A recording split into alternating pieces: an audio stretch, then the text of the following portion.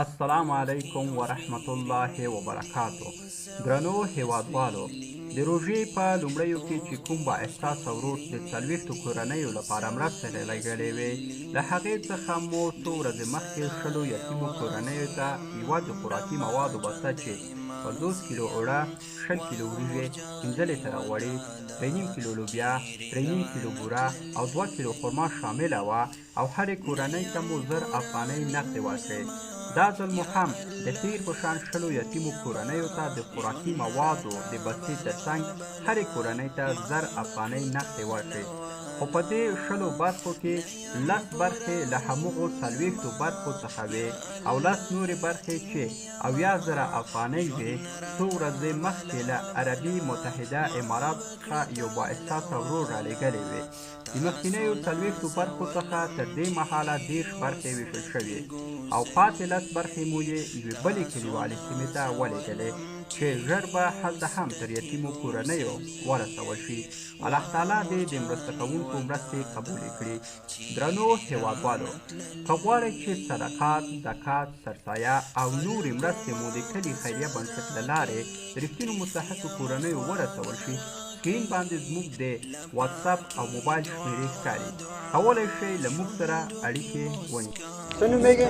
بایش یتیم یم چې خوښ نه راځي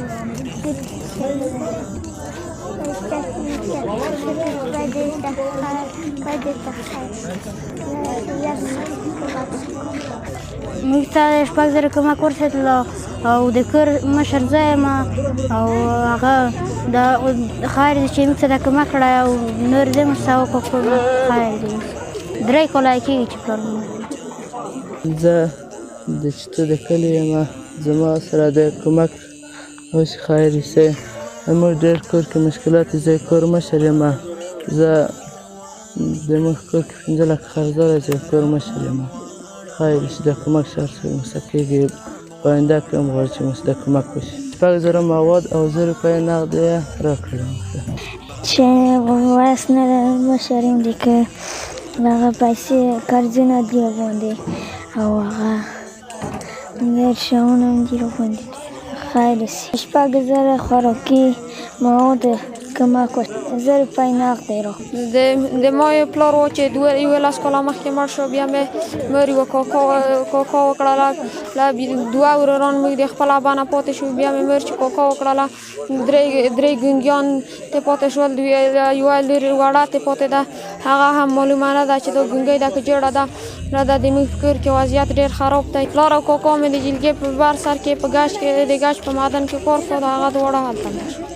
چېرته با احساسه خلک د موږ سره یوه مرسته وکړو. یوه غرفه مرفه چې هلته پکې دي ډېره زیاته مهرباني ده. زه به د کور نه پکه د دغه ځای نه پیدا کوم. خپلو ورورانو او خورانو ته به یوه المارۍ ډوډۍ پیدا کړو. اوس ډېر مجبوره یم دغه روژه کې موږ که ته چای نه خورو سپورټ کلي ته ناست. اوس د 6,000 روپۍ خوراکي مواد او 1000 روپۍ نقد موږ ته راورسېد. هر څه چې دا کمک لېږلی خیر دی. یو هیله لرو چې بل وارې هم زموږ سره کمک وشي. غږ د رباب غواړمه، بم کتاب غواړمه، خوند کوي چې ټول راته کټ کټ خندېدلي، خوند کوي چې ټول راته کټ کټ خندېدلي. وا مور جانې ودادا چیرې رانه تللي